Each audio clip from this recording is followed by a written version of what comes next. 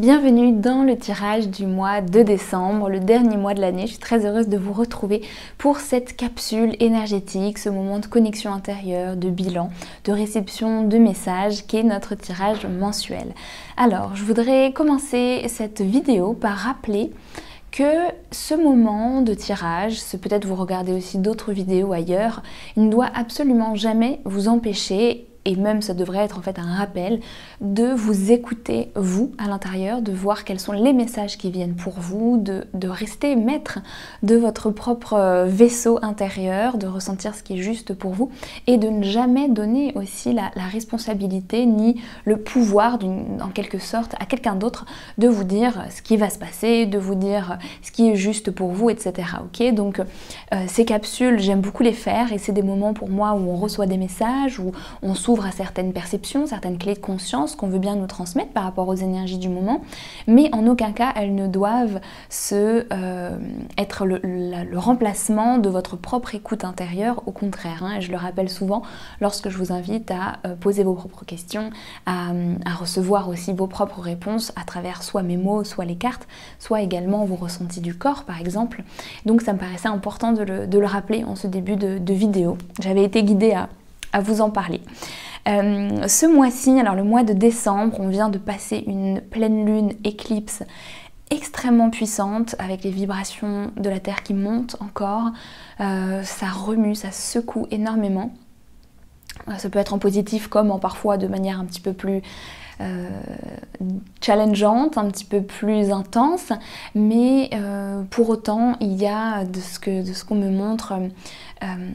Alors on me montre, c'est rigolo l'image, des boules, des bulles de boue, de saleté, de choses qui étaient bloquées sous terre et qui remontent pour enfin être nettoyées, enfin être mises à la lumière, transmutées. Et donc on fait un gros travail en ce moment de transmutation, de nettoyage, de libération de nos peurs, de vieux schémas, etc. Donc ça peut demander aussi beaucoup d'énergie. On entre dans ce mois de décembre avec plusieurs choses. Déjà on arrive dans la nouvelle lune très rapidement puisque le 4 décembre on a la nouvelle lune, donc avec le soin de la nouvelle lune que je donne aussi tous les mois.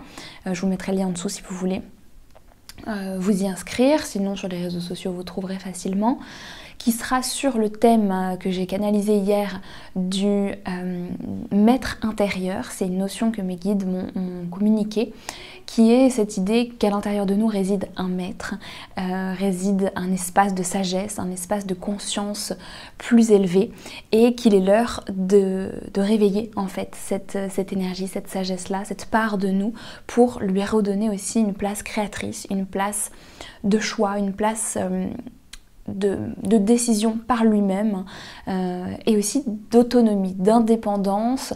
Et c'est en lien avec ce que je vous disais tout à l'heure, de ne plus dépendre, de ne plus attendre de l'extérieur qu'une personne ou une solution extérieure règle nos problèmes, ou n'ait les réponses à notre place, ou nous dise quoi faire, mais bien au contraire d'aller de plus en plus faire chaque choix que l'on a à faire en conscience. Donc ça demande beaucoup de responsabilité, de responsabilisation plutôt, et beaucoup d'autoconfiance en ce maître intérieur. Okay, donc ça c'est un enseignement qu'on reçoit en ce moment et sur lequel on est amené à pratiquer.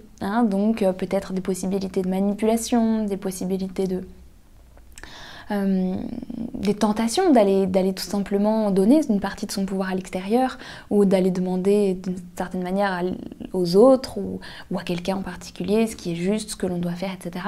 Donc voilà un petit peu la pratique qu'on a en ce moment.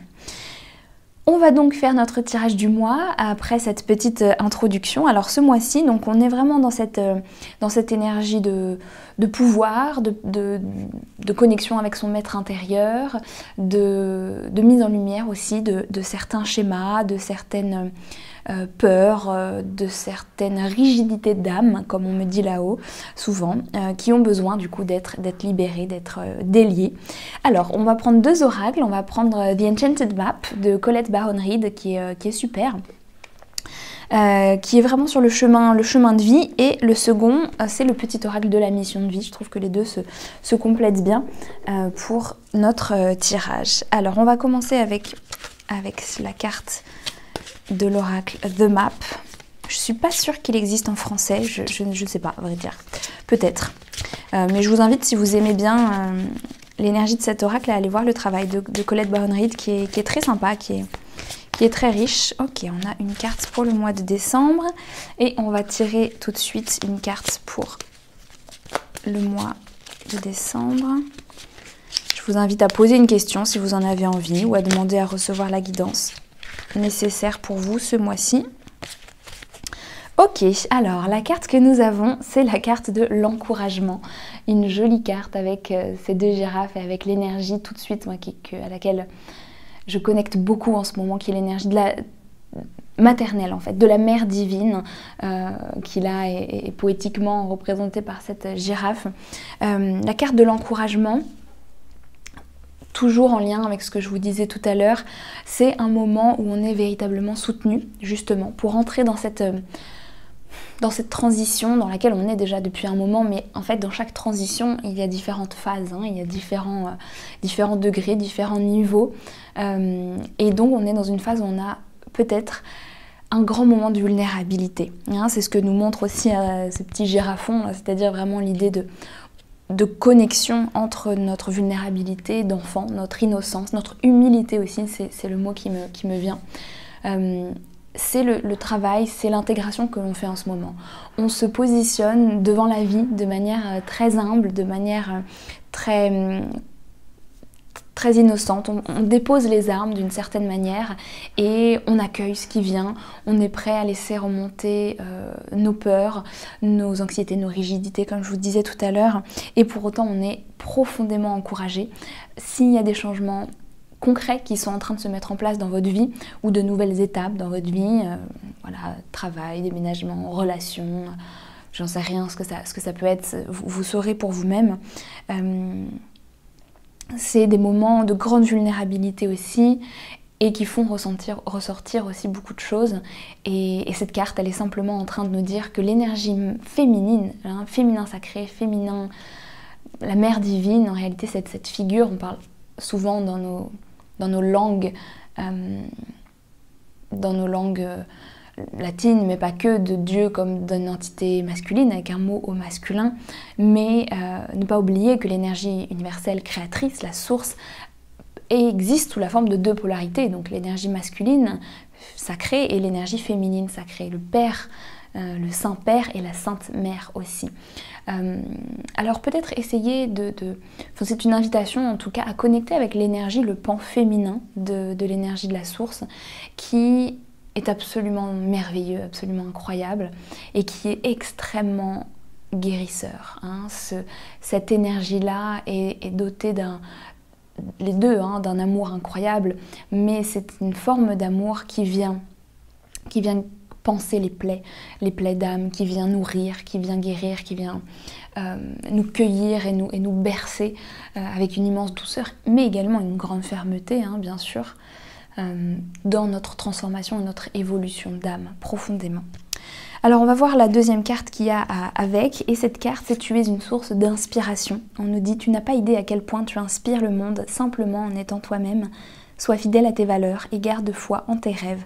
Tu es un modèle pour de nombreuses âmes qui désirent évoluer. C'est joli cette association entre ces deux cartes, le fait qu'on soit à la fois nous-mêmes encouragés, soutenus, guidés dans notre transformation de grande vulnérabilité, et que en même temps que ce travail que l'on fait, qui est parfois complètement déroutant, eh bien on est une source d'inspiration pour le monde. Et la phrase que l'on me dit, c'est on trace une voie. En autorisant chaque blessure à être mise en lumière et transmutée, on ouvre la porte également à une guérison plus grande pour d'autres personnes, d'autres âmes, pour alléger aussi un petit peu le champ énergétique de la Terre, de l'humanité, le plan karmique. On nettoie beaucoup en ce moment.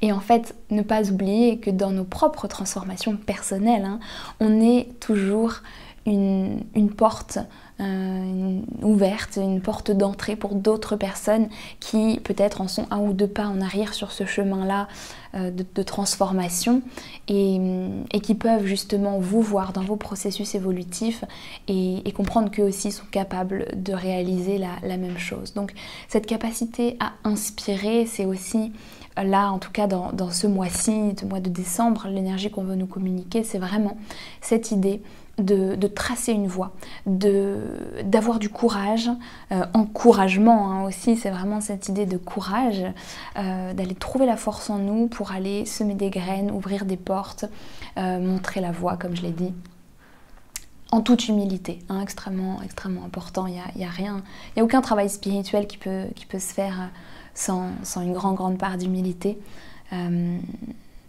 Et oui, et c'est vraiment un travail spirituel que l'on fait en ce moment.